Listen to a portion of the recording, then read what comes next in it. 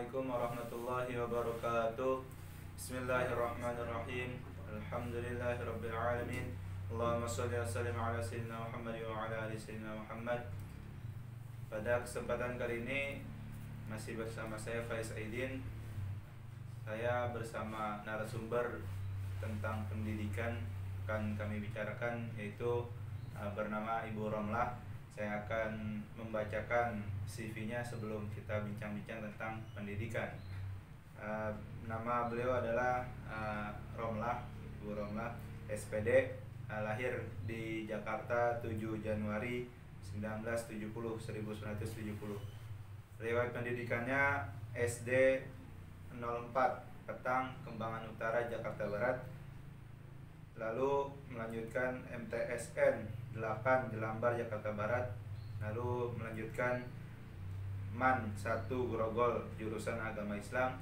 Lalu kuliah di Universitas Islam Jakarta, UID, UTAN Kayu, Rawamangun, Jakarta Timur, itu 5 semester.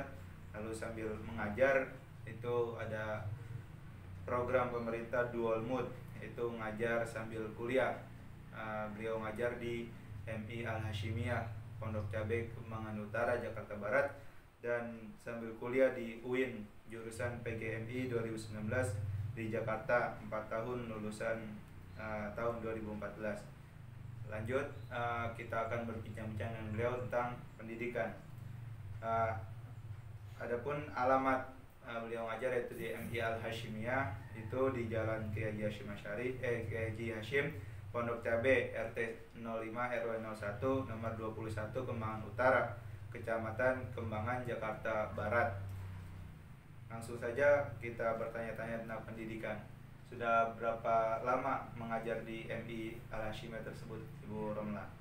Assalamualaikum warahmatullahi wabarakatuh. Waalaikumsalam warahmatullahi wabarakatuh. Kalau ditanya tentang berapa lama saya mengajar di MI Al-Hashimiyah, itu sudah dari tahun 1997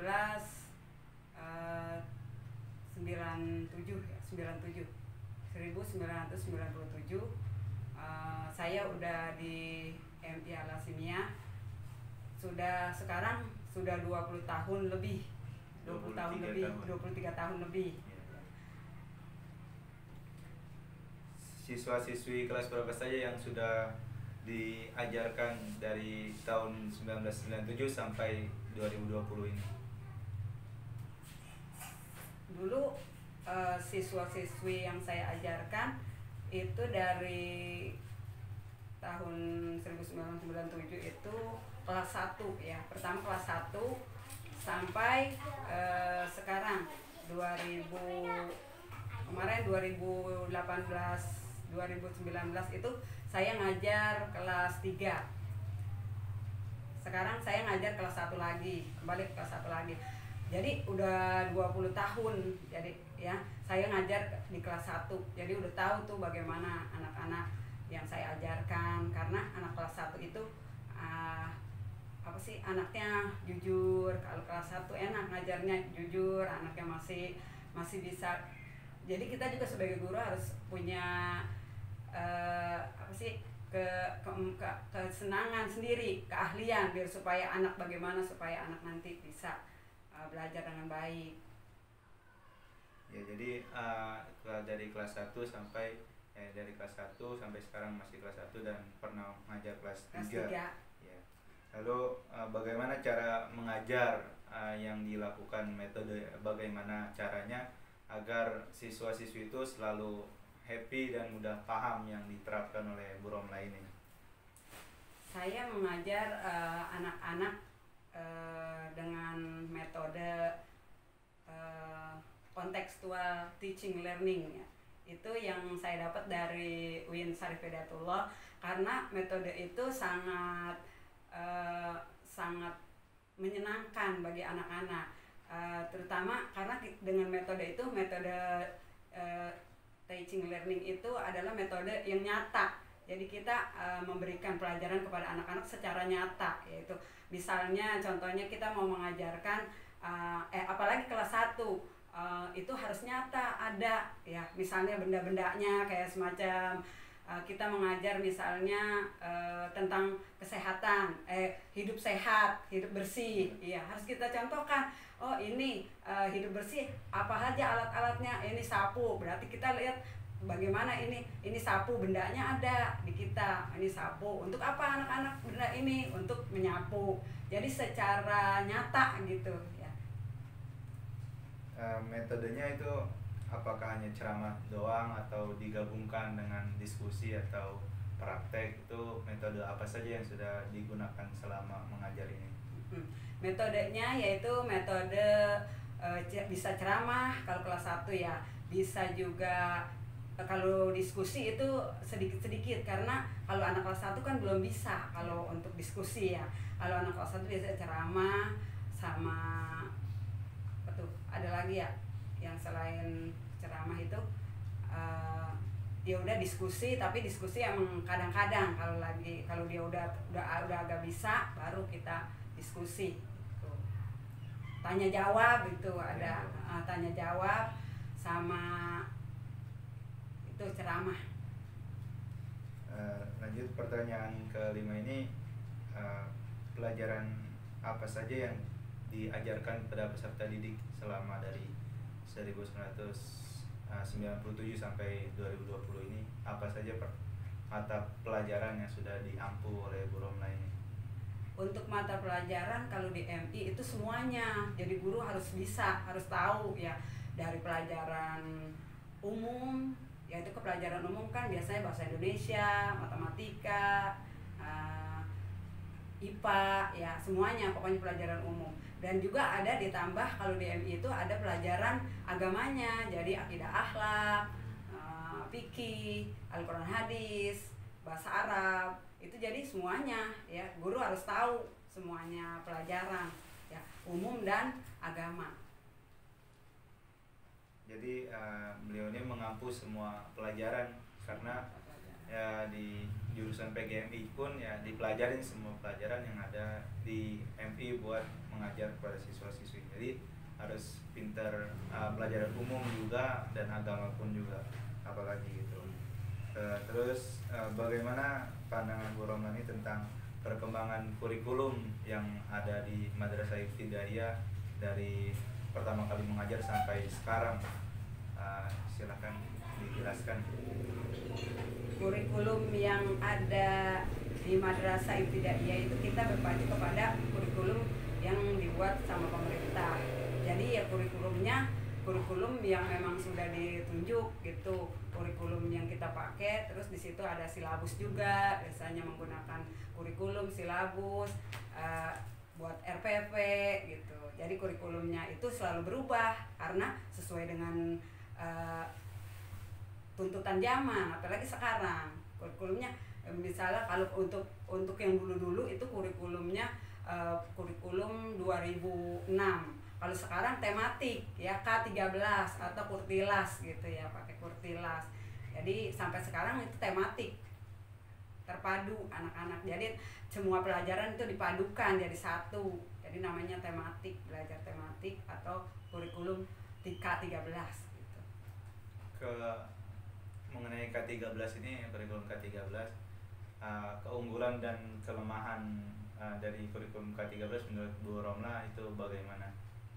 Kalau kurikulum K13 itu anak-anak belajar tematik ya. Tematik itu kan jadi semua pelajaran tuh dari, apalagi kalau di madrasah itu agak ribet, soalnya banyak, ada pelajaran agama sama umum. Kalau di pelajaran SD itu cuman umum saja, jadi mudah untuk kelebihannya ya, untuk kelebihannya, untuk di SD itu kelebihannya, enaknya mengajar itu terpadu. Kita ngajar bahasa Indonesia, lalu nyambung ke matematika, terus nyambung ke PKN, terus nyambung ke SPDB. Itu mudah kalau untuk di SD. Iya, jadi itu terpadu gitu kalau K13. Kalau untuk di madrasah itu kita kesulitannya ya dibilang kan tadi unggulan sama kelemahannya gitu ya.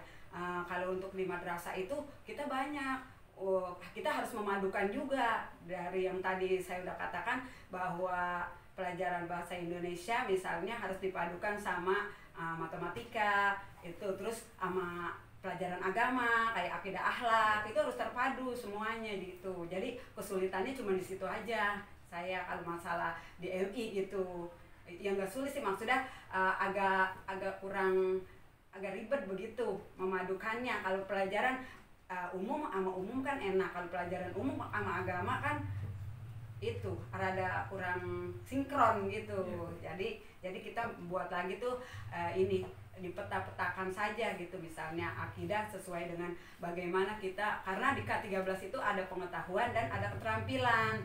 Jadi kita memetakannya ya dengan belajar agama, di agama itu ntar ada hafalan, keterampilannya begitu. Terus bagaimana cara berbuat baik, misalnya berbuat baik dengan teman, cara tolong menolong, itu disatukan saja di situ, ada keterampilan, ada pengetahuan dan keterampilan gitu K13.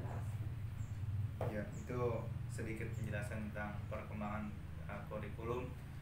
Lalu yang terakhir, 2 pertanyaan terakhir ini untuk para peserta didik dan para pengajar itu, khusus di Madrasah Ibtidaiyah, 3 pesan untuk peserta didik dan 3 pesan untuk pengajar lebih khusus di Madrasah Ibtidaiyah dari Ibu Romla ini. Silakan dipesankan untuk pemirsa semuanya. Untuk pendidik ya tadi Iya. dibilang, untuk pendidik saya berpesan agar belajar,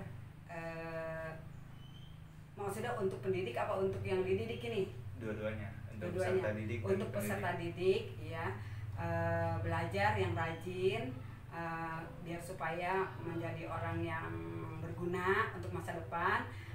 Terus belajar yang sungguh-sungguh agar tercapai cita-cita, belajar menggapai cita-cita, walaupun menuntut ilmu walaupun dimanapun berada tuh ilmu kita cari, walaupun di negeri Cina katanya kita cari ilmu biar supaya kita hidup bermanfaat bagi agama, nusa dan bangsa. Ya, 3 pesan untuk pendidik. Untuk pendidik agar kita sebagai pendidik menjalankan, karena guru adalah kita kan semua itu pemimpin, segala ilmu itu harus diamalkan. Kalau kita punya ilmu, kita harus mengamalkan ilmu yang kita miliki. Jadi pesan saya, ngajarlah dengan ikhlas, dengan sabar, karena dengan kesabaran itu nanti kita akan diberikan pahala oleh Allah ya. Yang kedua, sebagai guru kita mengajar kepada anak-anak dengan tulus, supaya anak didik kita menjadi anak-anak yang mempunyai bekal ilmu di masa depannya. Yang ketiga, kepada pendidik, supaya ilmu yang ada, yang kita punya, kita manfaatkan, kita berikan kepada para generasi muda, agar generasi muda menjadi generasi muda yang berakhlakul karimah, yang bermanfaat nanti bagi agama, nusa dan bangsa dan masyarakat juga. Itu aja saya kira. Ya, sekian bincang-bincang kami, banyak sekali pesan untuk para pendidik dan peserta tentang pendidikan pun ya, semoga bermanfaat dan bisa diamalkan oleh para peserta didik dan pendidik, dan semoga pendidikan di sistem pendidikan di Indonesia ini berkembang dan maju. Semoga bermanfaat. Lebih kurangnya dari kami mohon maaf, apabila ada salah mohon diperbaiki. Billahi taufiq wal hidayah. Subhanakallahumma wa bihamdika asyhadu an la ilaha illa anta astaghfiruka wa atubu ilaik. Wa sallallahu ala sayyidina Muhammadin wa ala alihi wasallam. Walhamdulillahirabbil alamin. Wassalamualaikum warahmatullahi wabarakatuh.